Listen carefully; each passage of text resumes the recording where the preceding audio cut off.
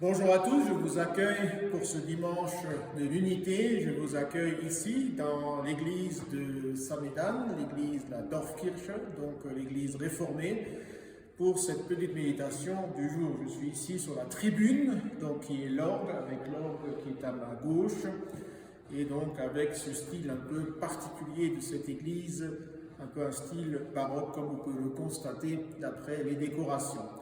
Mais aujourd'hui, je ne vais pas uniquement vous parler de l'Église, je vais vous parler des églises en général et en particulier sur cette semaine de l'unité que nous célébrons et que nous suivons depuis le 18 janvier et qui durera donc jusqu'à mardi 25 janvier.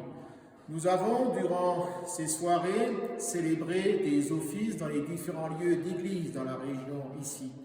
Tout d'abord ici, bien sûr, dans cette église. Après, nous étions à l'église catholique de Samedan et nous étions aussi déjà à l'église catholique de Celerina, le village voisin, pour nous retrouver encore une fois à l'église réformée mardi, toujours à Celerina.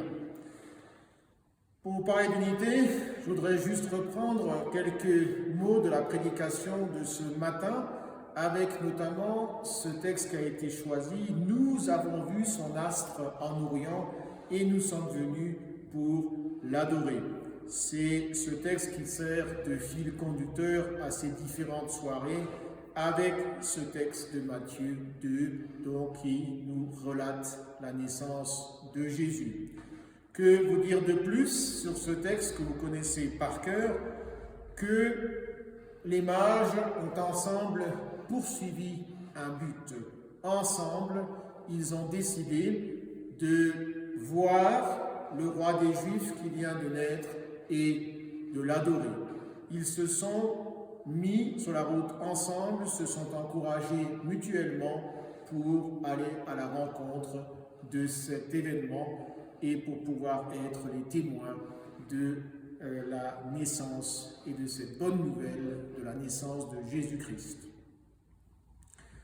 Poursuivre des objectifs communs, c'est ce que nous essayons de faire ensemble dans les différentes églises, avec les différentes aumôneries, mais aussi avec les différentes rencontres que nous avons dans nos localités respectives.